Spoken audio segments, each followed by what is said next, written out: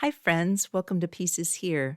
I'm Avis Kalfsbeek, and we're taking a little rest between podcast series to help Kitty O'Compost improve her reporter voice for peace.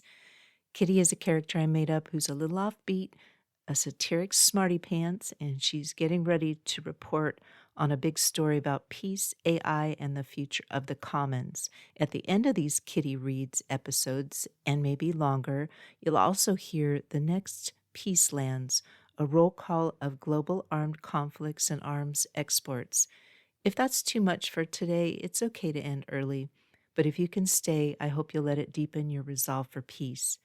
As usual, you can find the words and books I make for peace at aviskalfsbeek.com, and podcast music is by the talented Javier Peque Rodriguez.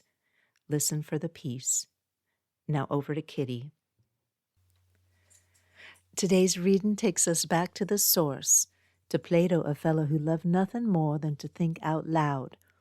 He was the kind of conversationalist who turned every casual back and forth into a little lantern of philosophy.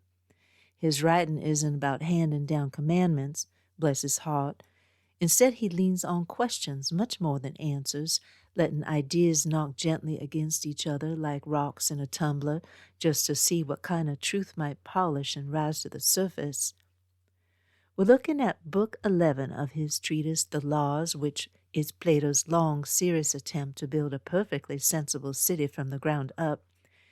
And tucked right inside the opening, there's a fascinating section on the core principle of justice, the law of Treasure-Trove. Now, Plato wasn't just sitting up in some ivory tower.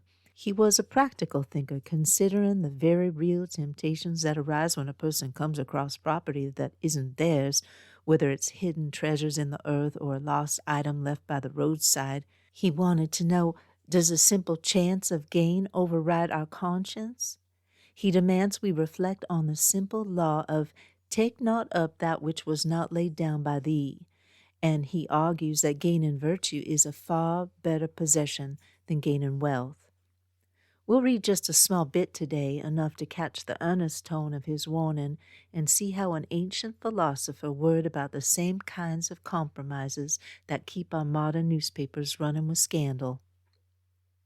Well, sugar, I could read a travel diary from a far-off place or the schedule for Tuesday's recycling pickup. Peace don't fuss about the source. It asks us to pause and to notice that nobody, for goodness sake, is holding a gosh darn gun. Following is an excerpt from Book 11 of the Laws by Plato. Book 11. In the next place, dealings between man and man require to be suitably regulated. The principle of them is very simple. Thou shalt not, if thou canst help, that's tail stretching, touch that which is mine, or remove the least thing which belongs to me without my consent. And may I be of a sound mind, and do to others as I would that they should do to me. First, let us speak of treasure-trove. May I never pray the gods to find the hidden treasure, which another has laid up for himself and his family, he not being one of my ancestors, nor lift, if I should find such a treasure. And may I never have any dealings with those who are called diviners, and who, in any way or manner, counsel me to take up the deposit entrusted to the earth, for I should not gain so much in the increase of my possessions, if I take up the prize, as I should grow in justice and virtue of soul, if I abstain. And this will be a better possession to me than the other in a better part of myself. For the possession of justice in the soul is preferable to the possession of wealth. And of many things it is well said, move not the immovables. And this may be regarded as one of them. And we shall do well to believe the common tradition which says that such deeds prevent a man from having a family. Now, as to him who is careless about having children, and regardless of the legislator taking up that which neither he deposited, nor any ancestor of his without the consent of the depositor, violating the simplest and noblest of laws, which was the enactment of no mean man. Take not up that which was not laid down by thee. Of him, I say, who despises these two legislators, and takes up not some small matter which he has not deposited, but perhaps a great heap of treasure, what he ought to suffer at the hands of the gods, God only knows.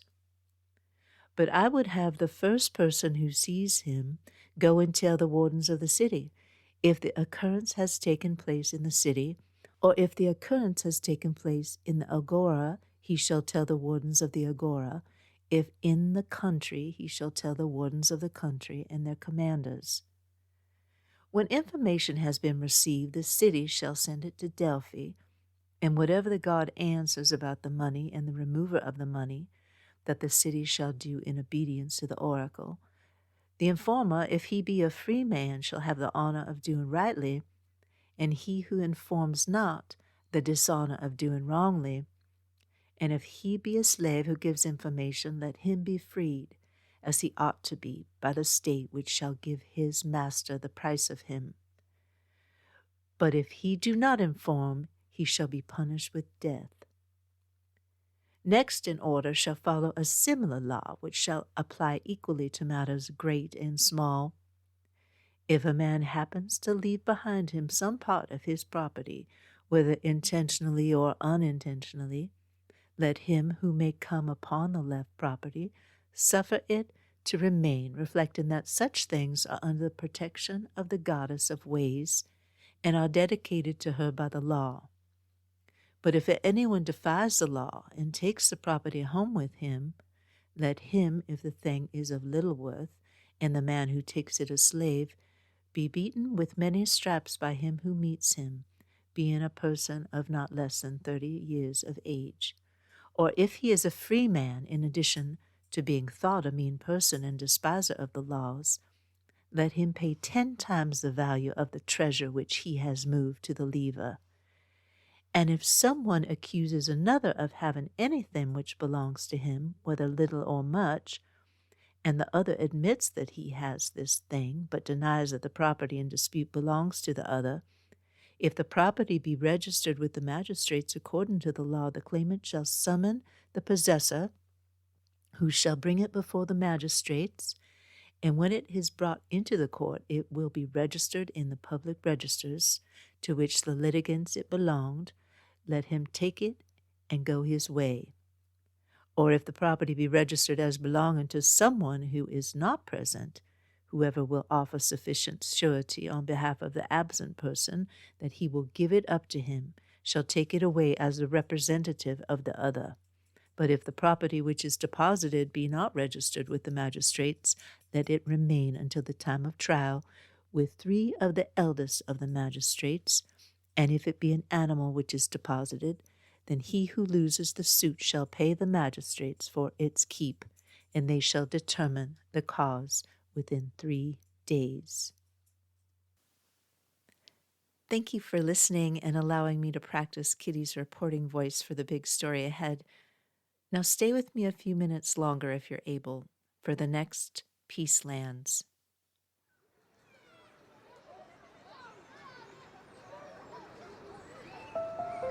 Podcasts usually have ads you fast forward through. This one doesn't. Instead, I invite you to pause here just for a few minutes and listen with an open heart, not to memorize the numbers, not to analyze the politics. As I read each conflict, I'll say aloud, "Peace is here." You're welcome to say it with me or just think it quietly. If you'd like to read, sing, or paint your own version of the Next Peacelands, or tell me how to say peace is here in your language, I'd love to hear it. This is the Next Peacelands. Not for doom and gloom, not for pity or sadness, we speak and we listen to these geographic locations of wars and the numbers of deaths of human souls to help put the great disarmament, the period in which we live now, and peace at the forefront of our daily consciousness and actions.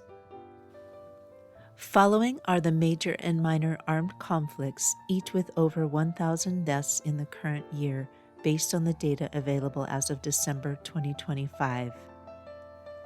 Russo-Ukrainian War since 2014, 400,000 cumulative fatalities, 69,177 deaths year-to-date. Peace is here. Arab-Israeli conflict since 1948, 263,000 cumulative fatalities, 25,100 deaths year-to-date. Peace is here. Sudanese conflicts since 2008, 1,400,000 cumulative fatalities, 19,867 deaths year-to-date. Peace is here. Islamist insurgencies in the Maghreb Sahel since 2002, 464,000 cumulative fatalities, 19,069 deaths year-to-date. Peace is here. Myanmar conflicts since 1948, 199,000 cumulative fatalities, 13,411 deaths year-to-date. Peace is here. Mexican drug war since 2006, 417,000 cumulative fatalities, 7,790 deaths year-to-date. Peace is here. Congolese conflicts since 1996, 211,600 cumulative fatalities, 6,860 deaths year-to-date. Peace is here. Ethiopian civil conflict since 2018, 610,000 cumulative fatalities, 5,563 deaths year-to-date. Peace is here. Somali civil war since 1991, over 1 million cumulative fatalities, 9,872 deaths year-to-date. Peace is here. Syrian conflict spillovers since 2011, 656,000 cumulative fatalities, 7,745 deaths year-to-date. Peace is here. Afghan conflict since 1978, 2,800,000 cumulative fatalities, 3,632 deaths year-to-date. Peace is here. Ecuadorian security crisis since 2018, 9,230 cumulative fatalities, 2,740 deaths year-to-date. Peace is here. Yemeni civil war crisis since 2011, 382,000 cumulative fatalities, 2,598 deaths year-to-date. Peace is here. Colombian-Venezuelan conflicts since 1964, 457,000 cumulative fatalities, 2,482 deaths year-to-date. Peace is here. Haitian crisis since 2018, 20,000 cumulative fatalities, 2,480 deaths year-to-date. Peace is here. Does that mean the countries that weren't mentioned are more peaceful? Some are, some are not. Here are the world's largest weapons exporters according to the Stockholm International Peace Research Institute's Arms Transfers database. These numbers use TIV, the Trend Indicator Value, a measure based on the production cost of military equipment. The cumulative TIV figures you will hear represent the total volume of military resources transferred since 1950, while the percentage is based on the most recent 5-year trend. United States, cumulative exports of $729 billion, accounting for 43% of total global exports. Peace is here. France, cumulative exports of $136 billion, 9.6% of total global exports. Peace is here. Russia, cumulative exports of 155 billion, 7.8% of total global exports. Peace is here. China, cumulative exports of 61 billion, 6% of total global exports. Peace is here. Germany, cumulative exports of 90 billion, 5.6% of total global exports. Peace is here. Italy, cumulative exports of 37 billion, 4.8% of total global exports. Peace is here. United Kingdom, cumulative exports of 144 billion, 3.6% of total global exports. Peace is here.